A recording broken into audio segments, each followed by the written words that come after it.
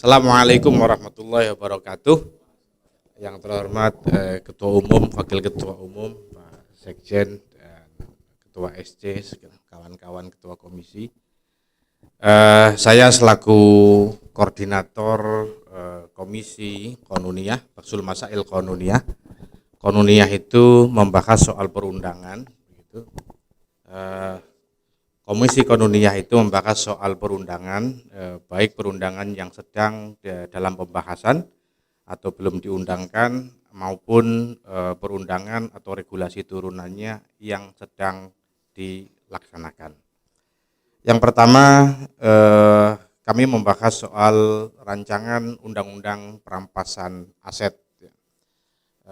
Rancangan undang-undang perampasan aset ini sudah dibahas masuk di dalam prolegnas selama hampir 12 tahun. Begitu sejak tahun 2010, tetapi sampai sekarang kita belum mendengar ada progres.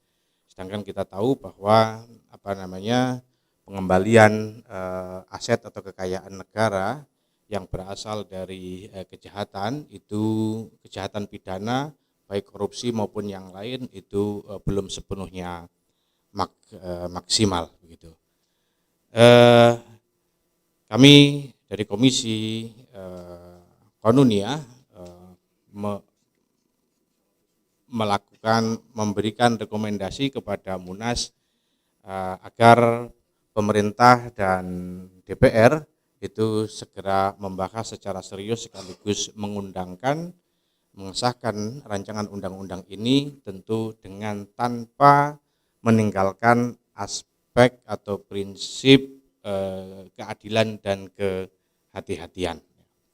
Mengingat bahwa rancangan undang-undang ini itu longgar dapat melakukan tindakan-tindakan hukum, melakukan penyitaan, pembekuan begitu pada aset-aset yang orangnya tidak ada, dapat melakukan istilahnya gugatan tidak kepada orang tetapi kepada aset begitu.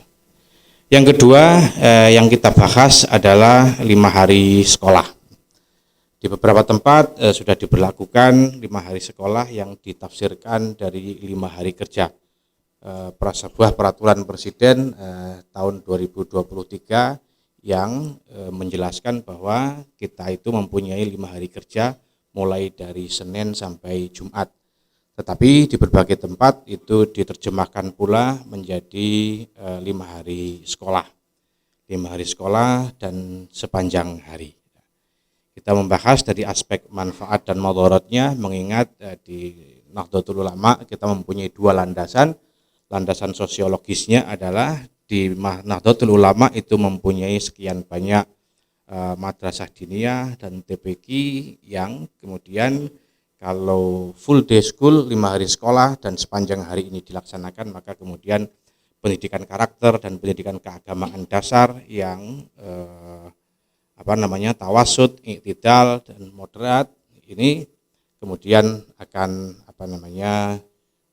tidak menjadi maksimal atau terancam begitu. Oleh karena itu rekomendasi kami kepada Munas adalah tidak melaksanakan full day school yang diterjemahkan dari 5 hari kerja ini. Di samping itu juga ada landasan yuridis, yakni pada tahun 2017 PBNU pernah melakukan penolakan terhadap Permendikbud tentang hari sekolah yang kemudian direvisi melalui Perpres nomor 87 tahun 2017 juga. Yang ketiga adalah pelaksanaan Undang-Undang nomor 18 tahun 2019 yaitu Undang-Undang Pesantren. Kita tahu bahwa Undang-Undang Pesantren ini memiliki spektrum yang sangat luas. Salah satunya adalah soal fungsi pesantren. Fungsi pesantren itu ada 3. Yang satu, pesantren mempunyai fungsi sebagai lembaga pendidikan. Yang kedua, pesantren mempunyai fungsi sebagai lembaga pemberdayaan masyarakat.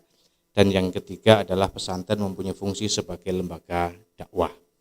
Fungsi yang pertama itu sudah terlaksana dengan baik, sudah banyak aturan-aturan dan regulasi turunannya dan sudah dijalankan.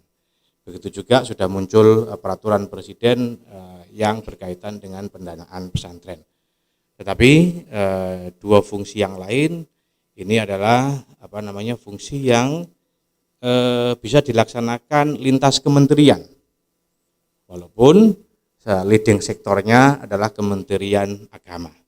Nah, untuk mengusung sebuah amanah undang-undang yang sangat besar ini tentu diperlukan regulasi-regulasi turunan yang lebih lengkap, dan diperlukan sebuah struktur birokrasi yang lebih kuat. Oleh karena itu, kami di Komisi Bahsul Masail Qanuniyah merekomendasikan dua hal. Yang pertama, merekomendasikan kepada pemerintah negara untuk segera menyusun regulasi turunan dari Undang-Undang Pesantren, terutama yang berkaitan dengan fungsi pesantren sebagai lembaga dakwah dan fungsi pesantren sebagai lembaga pemberdayaan masyarakat. Rekomendasi yang kedua adalah karena besarnya amanah dari Undang-Undang Pesantren ini, kami merekomendasikan agar disusun semacam struktur birokrasi yang lebih kuat yang mengurus pesantren sekurang-kurangnya Direktorat Jenderal, beralih dari direktorat menjadi Direktorat Jenderal yang khusus menangani pesantren. Demikian, itu tiga hal yang kami sampaikan yang berkaitan dengan Komisi Bahsul Masail Qanuniyah. Terima kasih. Wassalamualaikum warahmatullahi wabarakatuh.